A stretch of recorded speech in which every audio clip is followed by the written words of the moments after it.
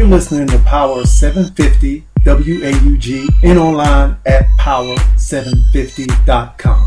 If you're looking for affordable health and insurance coverage, well then give Jonica Rowland of the Rowland Group a call. She's here to serve families, individuals, and small businesses. Contact her at 919-719-7211 or at 919-539-2492. Once again, contact Jonica Rowland of the Rowland Group. Good morning, and thank you for tuning in to another edition of the Babethomherman Show with your host, Herman Thomas.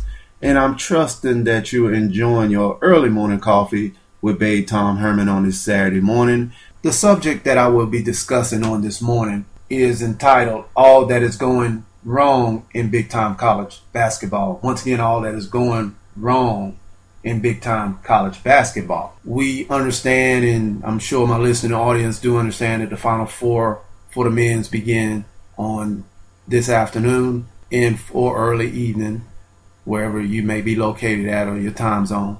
Also, the women's Final Four will begin on Sunday. And it seems like that what's being more discussed, especially this season, is more than a Final Four for both men and women. The one and done issues with men's college basketball, where players come in, do their 1 year, and because they're obligated per the collective bargaining agreement between the NBA and also the players union.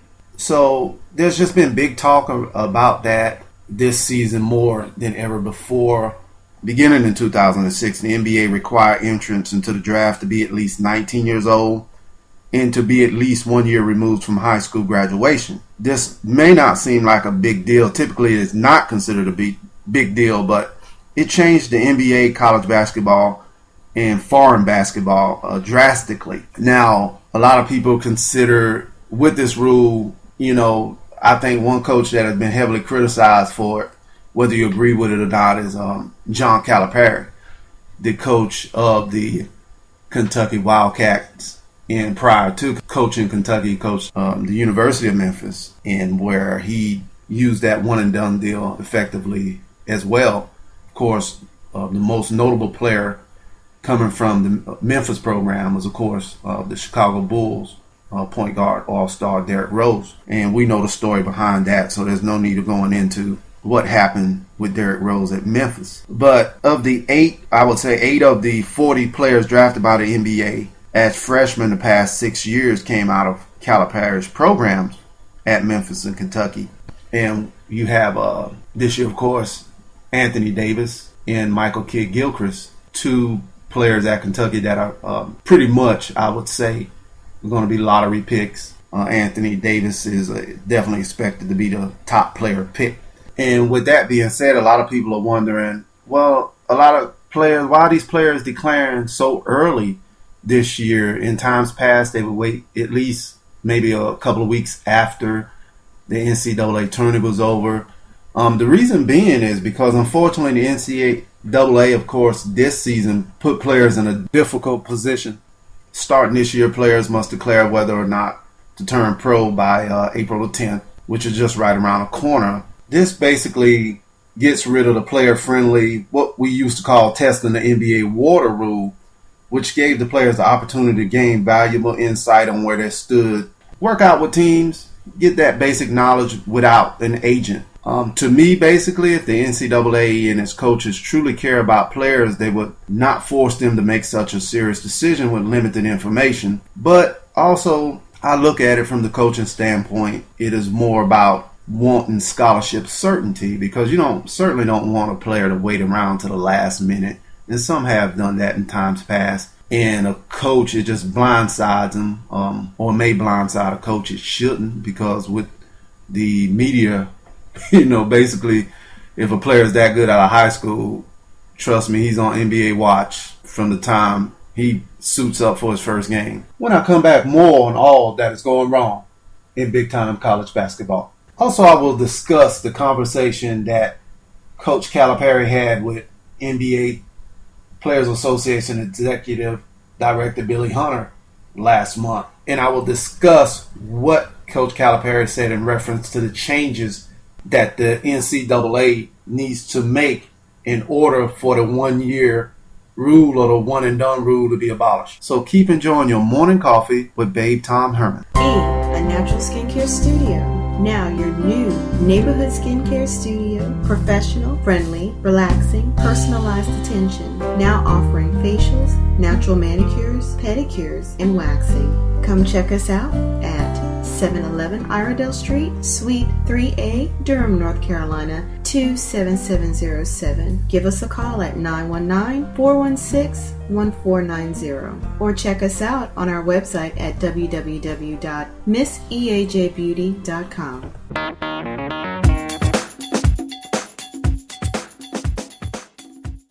Once again, that's E, a natural skincare studio located on 711 Iredell Street in Durham, North Carolina, right near Duke's East Campus, with the owner, Eugenia Jones. Now, before I took a break in the action, once again, the topic of today's show is all that is going wrong in big-time college basketball. Now, with the Final Four approaching this weekend, the big talk, other than Louisville playing Kentucky, of course, the Bluegrass State, big rival in the Bluegrass State, the big talk has been, or the majority of the talk has been, the one and done rule. Like I stated earlier, that was the name that the media gave it back in 2006 when it was implemented.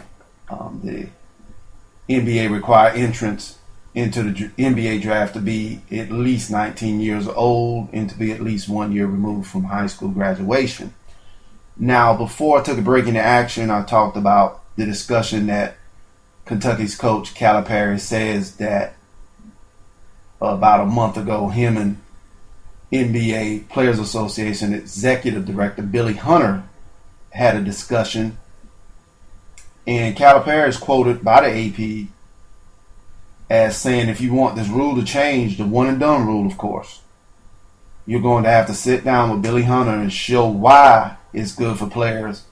Basically, we know that the new collective bargaining agreement that was agreed to by the players in the NBA, the new collective bargaining agreement that was agreed to in 2011, left the one and done rule alone. The NBA, of course, was pushing for 2 years, but the Players Association didn't see it that way, of course, and wanted to leave it like it presently is. Now, Calipari says him and Hunter discussed 3 steps that could help make a change in this if they wanted to go at least 2 years. Number 1, giving college players stipends atop their scholarships, larger than $2,000 that the NCAA is now proposing, which what he's talking about is back in October of last year, NCAA President Mark Emmert proposed to allow conferences to increase grants to student athletes by $2,000. Of course, we know from my prior shows, which you can catch on my YouTube channel, Babe Tom Herman, under Can the NCAA Reform Itself. Please take time at your leisure to listen to that broadcast, or those 3 series of broadcasts. And we know that at least, as I told you in the past, 125 schools resisted that proposal, so it's on the back burner right now. So that's one thing that's not happening. Also, the second thing that Coach Calipari mentioned was covering their injury insurance costs. And when we're saying there, we're talking about collegiate players, basketball, also probably football as well. Covering their injury insurance costs, something that many schools, but not all, already do. It's amazing that all are not doing it. And the third thing is allowing players to take out loans against their future earnings, which has been discussed, but it isn't currently permitted. That's one that I would call a catch-22. I don't necessarily agree with that, because what happens, I can see where Coach Calipari is coming from. I can see where Billy Hunter's coming from, but I don't like that one, because what happens if I'm an 18-year-old kid, 19 years old, 18, 19-year-old young kid, want to do my 1 year wanting to borrow against my future earnings. What happens if I go out there and take out $200,000 loan, sign my name to it? A few weeks later, I bust up my knee. Won't be able to play basketball anymore. I have a $200,000 loan that I have to pay back. So that's what I don't like about that rule. But I like about, as I discussed in previous broadcasts, once again, you can go to YouTube channel Babethomherman series, Can the NCAA Reform Itself? National College Players Association President Ramoga Huma. I like what they're initiating or what they're proposing for changes, for reform in college sports.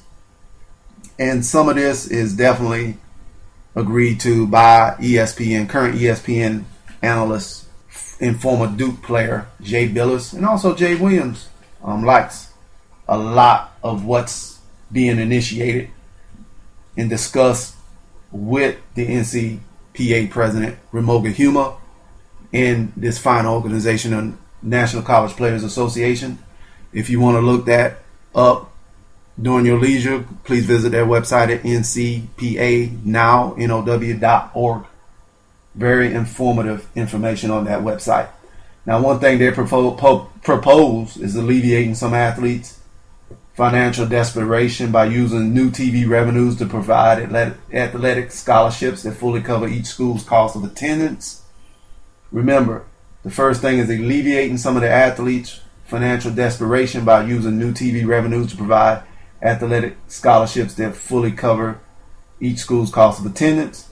If you didn't know, the NCAA mandates that student, quote unquote, student athletes, athletic scholarships not be fully funded, leaving a shortfall of about $3,200 per research by the NCPA, leaving a shortfall of about $3,200 that the athlete has to come out of their pocket and pay. 18-year-old kid, the parents are paying for it. So, a lot of people will say, well, why? I don't necessarily agree that they'll come out and say, why should we play a college athlete when they're getting a free education? That right there shows you they're not getting a free education. And with so many schools, administrators, college administrators, the NCAA and coaches capitalizing off the sweat and blood and hard work of these athletes, why should they pay one dime out of their pockets? Why? There's no reason why. Another suggestion by the NCPA is adopt the Olympic amateur model rule by lifting restrictions on college athletes' commercial opportunities, such as endorsements and autograph signings. A portion of the funds could be placed in the educational lockbox to help increase graduation rates and decrease NCAA violations. I like that one. Also allow revenue. The third thing is allow revenue producing athletes to receive a portion of new revenues that can be placed in an educational lockbox, a trust fund to be accessed to assist in or upon the completion of their college degree. So basically letting them access this money upon the completion of their college degree. Certainly can agree with that. And players who violate NCAA rules could lose some of all of their portion from this fund. Certainly agree with those. Now, you may be saying, will that work? Let's give it a try. What's in place now is certainly not working. Let's give it a try. Now, I think what's so important is I'm going to read two comments that are very important comments that came from my group, Facebook group, Babe Tom Herman. And one comment was, I guess